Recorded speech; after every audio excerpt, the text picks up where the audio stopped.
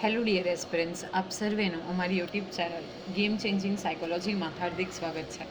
આજના વિડીયોમાં આપણે પ્રોબેશન ઓફિસર, ચીફ ઓફિસર તેમજ અન્ય કેટલીક સરકારી પરીક્ષાઓ માટે સમાજશાસ્ત્ર એટલે કે સોશિયોલોજી સબ્જેક્ટ અગત્યનો છે અને સાથે સાથે જે વિદ્યાર્થીઓ બેચરલ ઇન સોશિયોલોજી અને માસ્ટર ઇન સોશિયોલોજી સાથે સંકળાયેલા છે તો એમને માટે પણ આ વિડીયોઝ ખૂબ અગત્યના છે. અને એ અંતર્ગત આપણે કમ્પિટિટિવ એક્ઝામમાં એક વધારે ઇમ્પોર્ટન્ટ ગણી શકાય એવું ચેપ્ટર જે છે પંચાયતી રાજ, તો એ વિષયનો ડિટેલમાં અભ્યાસ કરી રહ્યા છે. આ 82મો વિડીયો છે. અગાઉના વિડીયો તમે જોયા ન હોય તો પ્લેલિસ્ટમાં જઈને તમે એ વિડીયો ચેક કરી શકો છો. અગાઉના વિડીયોથી આપણે વાત કરતા આવ્યા છીએ કે જે વડવંતરાય મહેતા કમિટી છે એ પંચાયતી રાજનું ત્રિસ્તરીય માળખું એટલે કે 3 ટાયર સ્ટ્રક્ચર જે છે એ સૂચવે છે.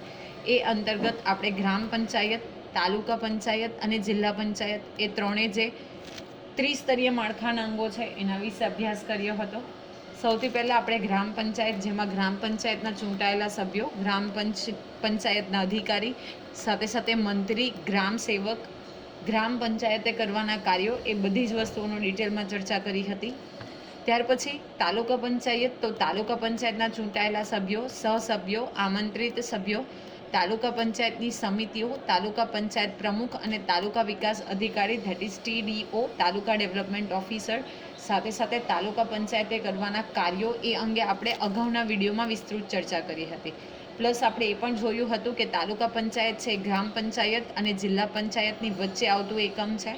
હવે આજના વિડીયોની અંદર આપણે જે ટોપમોસ્ટ સ્ટ્રક્ચરના પાર્ટ છે જે છે જિલ્લા પંચાયત, તો એના ચૂંટાયેલા સભ્યો, સહસભ્યો અને આમંત્રિત સભ્યો, જિલ્લા પંચાયતની વિવિધ સમિતિઓ, જિલ્લા પંચાયત પ્રમુખ અને જિલ્લા વિકાસ અધિકારી વિશે ડિટેલમાં ચર્ચા કરવાના છીએ, that is DDO, district development officer. તો સૌપ્રથમ આપણે જોઈએ જિલ્લા પંચાયત એટલે કે તૃતીય સ્તર, જે થર્ડ લેવલ છે, તો એ વિશે આપણે વાત કરીએ. તો પંચાયતી રાજના ત્રિસ્તરીય માળખામાં જિલ્લા પંચાયત એ સૌથી ઉપરના સ્તરની સંસ્થા છે. નાવ ઘણા બધા વિડીયોથી આપણે ચર્ચા કરી રહ્યા છે, તો it should be clear to you કે જે પંચાયતી રાજનું ત્રિસ્તરીય માળખું છે તો એમાં જિલ્લા પંચાયત એ સૌથી ઉપરના સ્તરની સંસ્થા છે. અગેન ધીસ ઇઝ ઇમ્પોર્ટન્ટ કે 4 લાખની વસ્તી સુધી જિલ્લા પંચાયત 17 સભ્યોની બનેલી હોય છે. જ્યારે વસ્તી 4 લાખ છે, ઓકે, ત્યારે જિલ્લા પંચાયત જે છે એના મેમ્બર્સ કેટલા હોય છે? 17 હોય છે.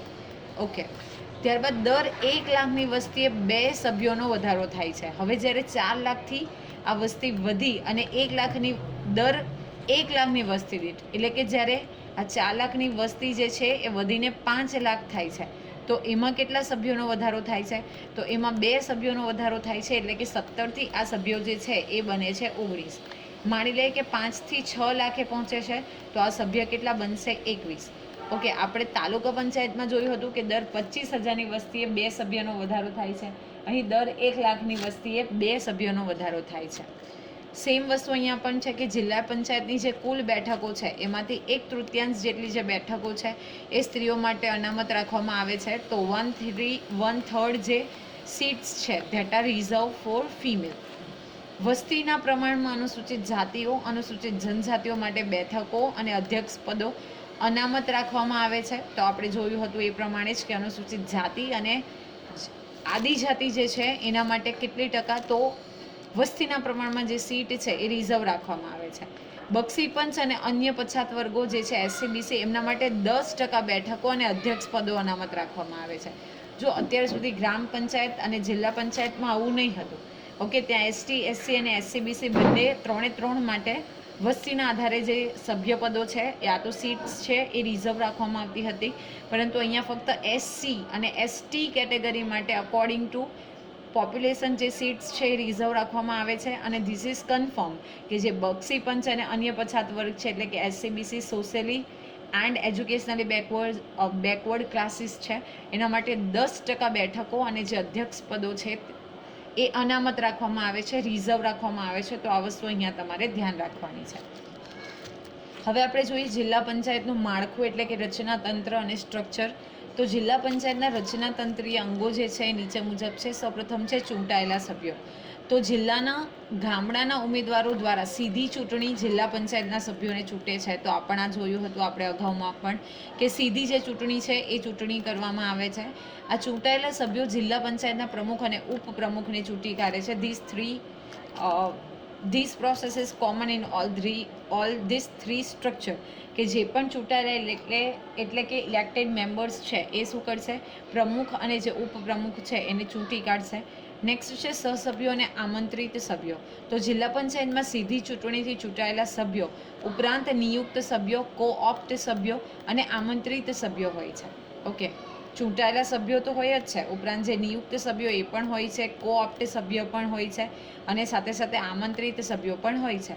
ચૂંટાયેલા સભ્યોની સરખામણીમાં આ સભ્યોના અધિકારો મર્યાદિત છે અને તેઓને મત આપવાનો અધિકાર નથી. તો ફક્ત જે ચૂંટાયેલા સભ્યો છે એ જ મત આપવાનો અધિકાર ધરાવે છે. બાકી જો આપણે વાત કરીએ કે કોઓપ્ટ સભ્યો હોય કે આમંત્રિત સભ્યો હોય તો એ લોકોને મતદાન આપવાનો અધિકાર નથી. હવે આપણે જોઈએ જિલ્લા પંચાયતની કેટલીક સમિતિઓ વિશે. તો જિલ્લા પંચાયતે જિલ્લાના ગામોના વિકાસને લગતા અનેકવિધ કાર્યો કરવાના હોય છે. આ કાર્યો કરવા માટે જિલ્લા પંચાયતના સભ્યોની બનેલી લગભગ 10 જેટલી સમિતિઓની રચના કરવામાં આવે છે. તો આ પણ અગત્યનું છે કે જે ગામો છે એના વિકાસ કરવા માટે જે ઘણા બધા કાર્યો કરવાના હોય છે એ જિલ્લા પંચાયતે કરવાના હોય છે અને લગભગ 10 જેટલી જે સમિતિઓ છે એની રચના જિલ્લા પંચાયત દ્વારા કરવામાં આવે છે. આ દરેક સમિતિના સભ્યો પોતાનામાંથી કોઈ એક સભ્યને સમિતિના અધ્યક્ષ તરીકે ચૂંટી કાઢે છે અને અધ્યક્ષની જે દોરવણી છે એની નીચે સમિતિ કાર્ય કરે છે. હવે આ જે 10 સમિતિ છે તો એ 10 સમિતિના જે મેમ્બર્સ હોય એ શું કરશે, પર કમિટી મેમ્બર્સ પોતાના હેડને ચૂઝ કરે છે, એટલે કે અધ્યક્ષને ચૂંટે છે અને એ જે અધ્યક્ષ છે એની દોરવણી નીચે એના માર્ગદર્શન હેઠળ ઓકે જે હેડ છે એની લીડરશિપ અકોર્ડિંગ જે સમિતિ છે એટલે કે જે કમિટીઝ છે એ વર્ક કરે છે. હવે આપણે જોઈએ જિલ્લા પંચાયત પ્રમુખ. તો જિલ્લા પંચાયતના પ્રમુખ લોકશાહી ઢબે ચૂંટાયેલા નેતા છે. ઓકે, તો આ પણ બધામાં કોમન જ છે કે લોકશાહી ઢબે ચૂંટાયેલા નેતા છે. તેઓ જિલ્લા પંચાયતના વડા તરીકે કામ કરે છે. પંચાયતી રાજમાં જિલ્લા પંચાયતના પ્રમુખનું પદ ખૂબ જ મહત્વનું ગણવામાં આવ્યું છે. તો as a leader, as a president વડા તરીકે અહીંયા કામ કરે છે. પ્રેસિડેન્ટ તો નહીં કહી શકાય, વડા તરીકે કામ કરે છે. પ્રમુખ જિલ્લાની ગ્રામીણ પ્રજાના પ્રતિનિધિ છે. તો ધીસ ઇઝ ઇમ્પોર્ટન્ટ સ્ટેટમેન્ટ કે જે જિલ્લા પંચાયતના પ્રમુખ છે એ જિલ્લાની જે ગ્રામીણ પ્રજા છે, કારણ કે એ લોકો વોટિંગ કરશે અને ચૂંટશે, તો જિલ્લાની ગ્રામીણ જે પ્રજા છે એના પ્રતિનિધિ છે. પંચાયતી રાજની સફળતાનો તથા ગ્રામીણ વિકાસની સફળતાનો આધાર પ્રમુખની કામગીરી ઉપર રહે છે. હવે જે પંચાયતી રાજ છે એમાં ગ્રામ પંચાયત છે, ઓકે, તાલુકા પંચાયત છે અને પછી જિલ્લા પંચાયત છે. તો જિલ્લા પંચાયત જે છે એ ટોપ લેવલ ઉપર છે. તો જે પંચાયતી રાજ છે એટલે કે ગ્રામ પંચાયત, તાલુકા પંચાયત અને જિલ્લા પંચાયત, તો એની સફળતાનો આધાર કોની ઉપર રહેલો છે, તો જિલ્લા પંચાયતના પ્રમુખ જે કામગીરી કરે છે એની ઉપર રહેલો છે. હવે આપણે જોઈએ જિલ્લા વિકાસ અધિકારી, that is district development officer, DDO વિશે. તો જિલ્લા વિકાસ અધિકારી જિલ્લા પંચાયત હસ્તકનો સરકારી અધિકારી છે. તો આપણે અગાઉ પણ ડિસ્કશન કર્યું હતું કે જે કોઈ તલાટી કમ મંત્રી છે અથવા તો village development officer, okay, then after taluka development officer અને ડિસ્ટ્રિક્ટ ડેવલપમેન્ટ ઓફિસર, તો એ પંચાયત હસ્તકનો સરકારી અધિકારી છે, એટલે કે સરકાર દ્વારા એને અપોઇન્ટ કરવામાં આવે છે. તેમણે જિલ્લા પંચાયતના કાર્યાલયમાં વહીવટી જવાબદારી સંભાળવાની હોય છે. ઓકે, જે વહીવટને લગતી જવાબદારી છે એ સંભાળવાનું કાર્ય આ ડિસ્ટ્રિક્ટ ડેવલપમેન્ટ ઓફિસરનું છે. સરકારી અધિકારી તરીકે જિલ્લા પંચાયતના ચૂંટાયેલા સભ્યો અને પ્રમુખને સરકારના નિયમોની જાણકારી અને માર્ગદર્શન પૂરા પાડવાના રહે છે.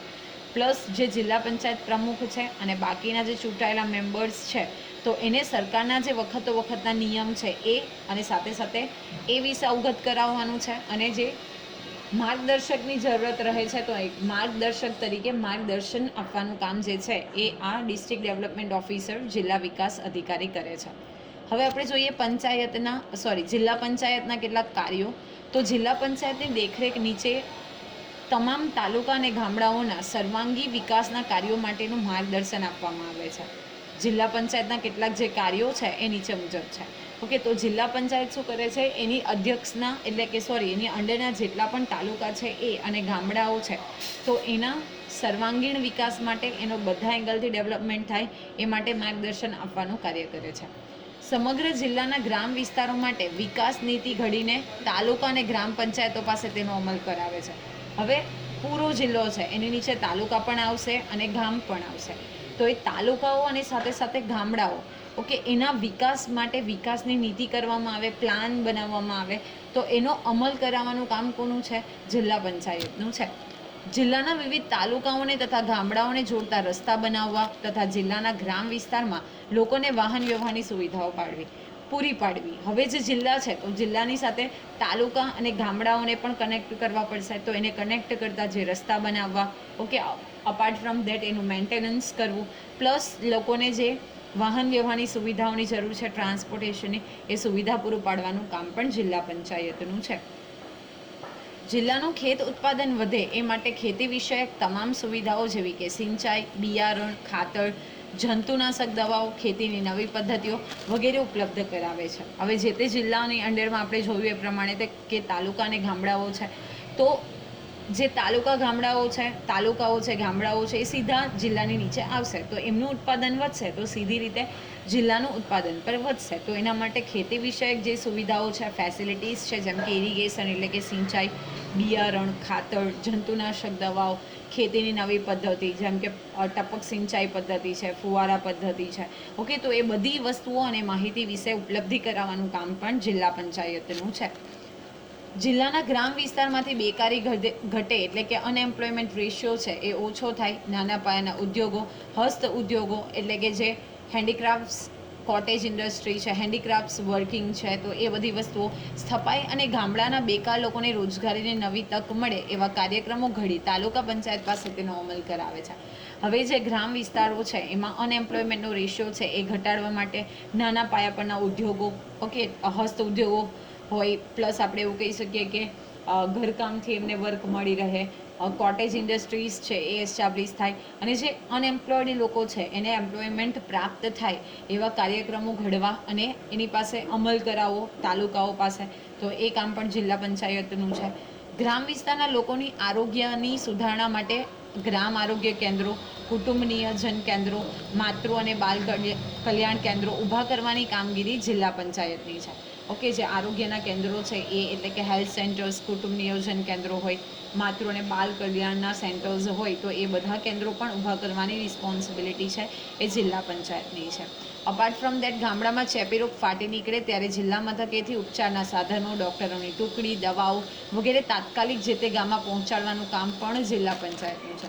જ્યારે સ્પ્રેડેબલ ડિસીઝ ફેલાય એટલે કે ચેપી રોગ જે છે એ થાય, તો જિલ્લા મથકેથી ઉપચારના સાધનો પ્રોવાઈડ કરવા, ડૉક્ટરોની ટુકડી પ્રોવાઈડ કરવી, દવાઓ, જે કોઈ વસ્તુની જરૂરિયાત હોય, ઓકે, મેડિકલ લેવલ ઉપર, તો એ પૂરું પાડવાનું કામ પણ બેઝિકલી જિલ્લા પંચાયતનું છે. જિલ્લાઓના ગામડાઓમાંથી નિરક્ષરતા એટલે કે ઇલિટરસી જે છે એ દૂર કરવા માટે જિલ્લા પંચાયત વિશિષ્ટ પ્રયત્નો કરે છે, વિશિષ્ટ પ્રયાસો કરે છે. દરેક ગામડામાં પ્રાથમિક શાળાઓ ઊભી કરવી, નાણાકીય મદદ ઊભી કરવી એટલે કે ગ્રાન્ટ પ્રોવાઈડ કરવી, શૈક્ષણિક સાધનો મોકલવા જેમ કે ટેક્સ્ટ બુક્સ છે, ઓકે, અપાર્ટ ફ્રોમ દેટ તમને ખબર જ હશે કે ગવર્મેન્ટ સ્કૂલ્સ હોય તો ત્યાં યુનિફોર્મ્સ, ઓકે, એ બધી વસ્તુ પ્રોવાઈડ કરવામાં આવે છે. તો જે કોઈ ટીચિંગ એડ્સ છે જેની રિક્વાયરમેન્ટ છે તો એ સાધનો મોકલવા. ગ્રામ વિસ્તારની શાળાઓમાં શિક્ષકની ભરતી તથા બદલીઓ કરવી, ઓકે, જે ગ્રામ વિસ્તારની શાળાઓ છે તો શિક્ષકોને અપોઇન્ટમેન્ટ આપવી પ્લસ એમની બદલી કરવી. શાળાઓની તપાસ કરી શૈક્ષણિક સુધારા સૂચવવા, ઇન્સ્પેક્શન્સ કરવામાં આવે છે, ઓકે, ઇન્સ્પેક્શન કરી અને જે કોઈ શૈક્ષણિક સુધારા છે એટલે કે એજ્યુકેશન લેવલ ઉપર જે ચેન્જીસ રિક્વાયર્ડ છે તો એ સૂચવવા, એ અંગે સજેશન્સ આપવા, નિરક્ષર પ્રૌઢોને અક્ષર જ્ઞાન મળે એવી સુવિધા ઊભી કરવી વગેરે કાર્યો પણ તે કરે છે. ઓકે, જે એડલ્ટ એજ્યુકેશન છે તો એને પણ અક્ષર જ્ઞાન મળે એટલે કે બેઝિક લેવલનું જે જ્ઞાન છે એ મળી રહે, તો એ વ્યવસ્થા કરવાનું કામ પણ જિલ્લા પંચાયતનું છે. જિલ્લાના ગ્રામ વિસ્તારોમાં રહેતા નબળા વર્ગોના લોકો જેવા કે અનુસૂચિત જાતિ, આદિવાસીઓ, ખેત મજૂરો વગેરેના ઉત્કર્ષ માટે યોજના ઘડવી, તાલુકા પંચાયત પાસે પણ ઘડાવવી તથા તેને કાર્યાન્વિત કરવાનું કામ જે છે એ જિલ્લા પંચાયત કરે છે. શું છે, જે નબળા વર્ગના લોકો છે એટલે કે બેકવર્ડ કમ્યુનિટીઝ છે જેમ કે એસટી છે, ઓકે, ટ્રાઇબલ કમ્યુનિટી છે, ખેત મજૂરો એટલે કે જે ફાર્મિંગ લેબર્સ છે, તો એના ઉત્કર્ષ માટે એટલે કે એમનો પણ ઉદ્ધાર થાય, એમનું ડેવલપમેન્ટ થાય એ માટેની યોજનાઓ બનાવવી, તાલુકા પંચાયત પાસે પણ એ યોજના અમલમાં મુકાવડાવી અને એને કાર્યાન્વિત કરવું, એટલે કે એ પ્રમાણેનું કાર્ય કરવું. તો એ કાર્ય પણ કોના દ્વારા કરવામાં આવે છે? જિલ્લા પંચાયત દ્વારા કરવામાં આવે છે. જિલ્લાના ગ્રામ વિસ્તારોમાં સાંસ્કૃતિક પ્રવૃત્તિઓ તથા રમતગમતની પ્રવૃત્તિઓ વિકસે, પુસ્તકાલયો સ્થપાય એટલે કે લાઇબ્રેરીઝ બને, સાથે સાથે કલ્ચરલ એક્ટિવિટીઝ થાય, સ્પોર્ટ્સને લગતી એક્ટિવિટીઝ થાય, યુવક વિકાસ અને મહિલા વિકાસ માટેના સંગઠનો સ્થપાય, એવા તાલુકા અને ગ્રામ પંચાયતના કાર્યોમાં જિલ્લા પંચાયત મદદરૂપ બને છે. આ માટેના સાધનો અને નાણાકીય મદદ પણ પૂરી પાડે છે.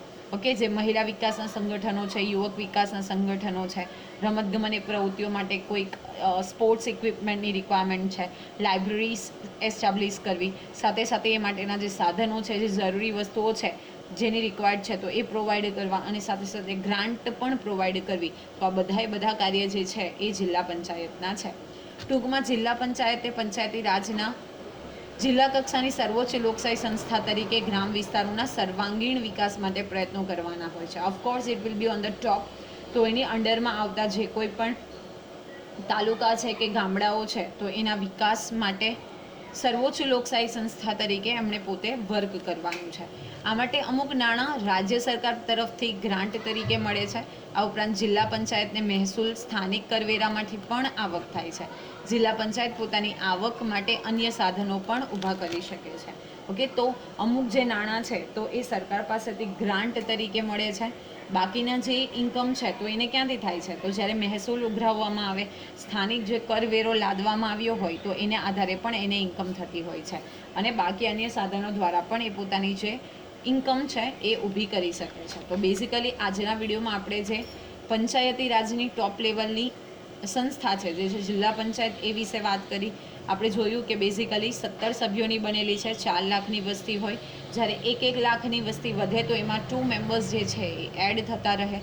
1/3 જે બેઠકો છે એ સ્ત્રીઓ માટે અનામત રાખવામાં આવે છે. એસટી અને એસસી માટે અકોર્ડિંગ ટુ પોપ્યુલેશન જે સીટ્સ છે એ રિઝર્વ રહે છે. પરંતુ જ્યારે એસસી બીસીની વાત કરીએ તો અહીંયા એક એક્સેપ્શન છે કે 10% બેઠકો જે છે એ અનામત રાખવામાં આવે છે. સાથે સાથે આપણે ચૂંટાયેલા સભ્યો, જિલ્લા પંચાયત પ્રમુખ, ડીડીઓ એટલે કે ડિસ્ટ્રિક્ટ ડેવલપમેન્ટ ઓફિસર અને જિલ્લા પંચાયતના કાર્યો, આ બધી જ વસ્તુની ડિટેલમાં ચર્ચા કરી. આશા રાખું છું કે આ વિડીયોમાં તમને સમજ પડી હશે. વિડીયો પસંદ પડે તો વિડીયોને લાઇક કરી અને શેર કરવાનું ભૂલશો નહીં. અને આવા જ વધુ વિડીયોની અપડેટ્સ મેળવવા માટે even you can subscribe hour YouTube channel game changing psychology. Thank you for watching the video. Have a nice day.